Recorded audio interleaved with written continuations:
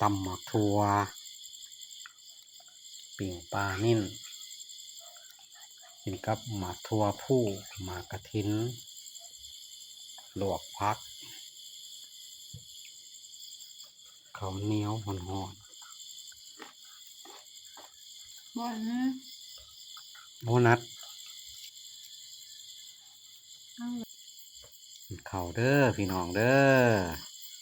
กินข้าวแรงตำทั่ว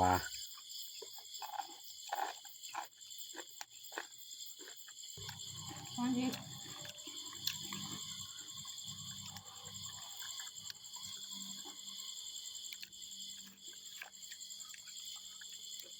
ดูพักเสวอวะ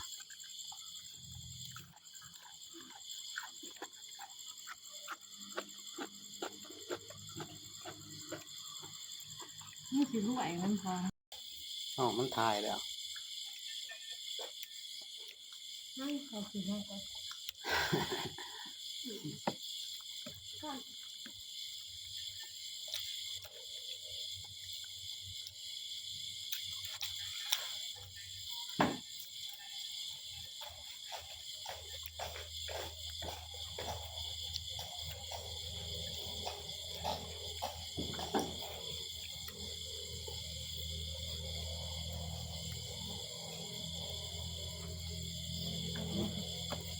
นั่นวะ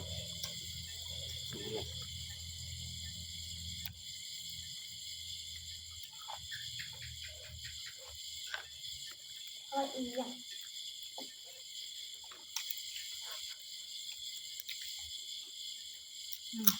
นี่ที่งานหลวงค่ะจังตั้งหัวสรุปภาพไทย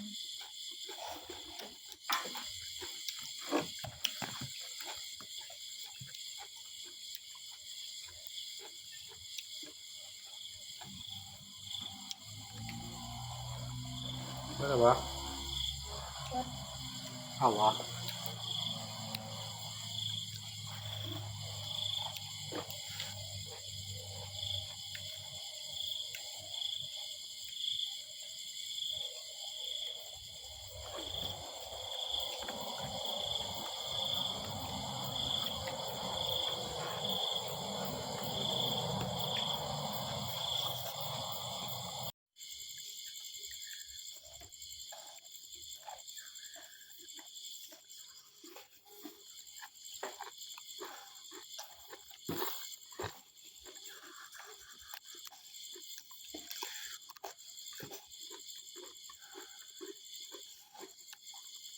พอนะ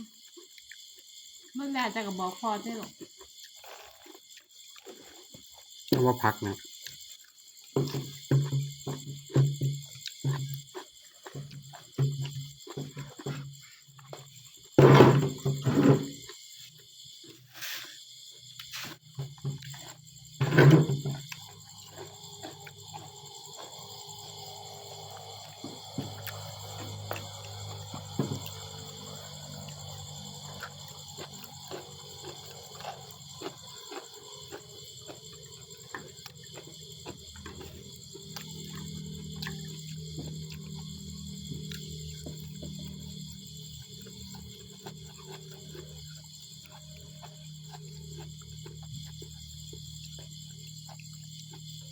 เราเป็นอย่างเบิ้งเสียลายนี่หรอมีกกใหม่ยังเคี้ยวลายก็เห็น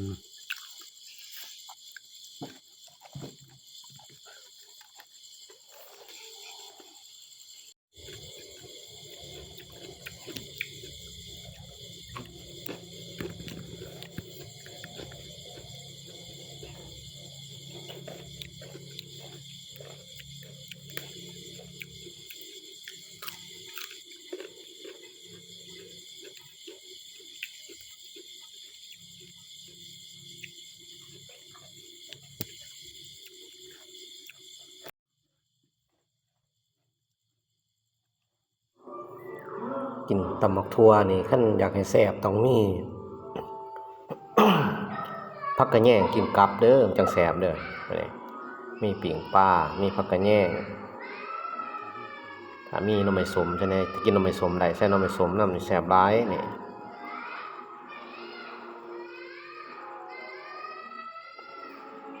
ตำทั่วต้องสีเผ็ดๆจังหน่อย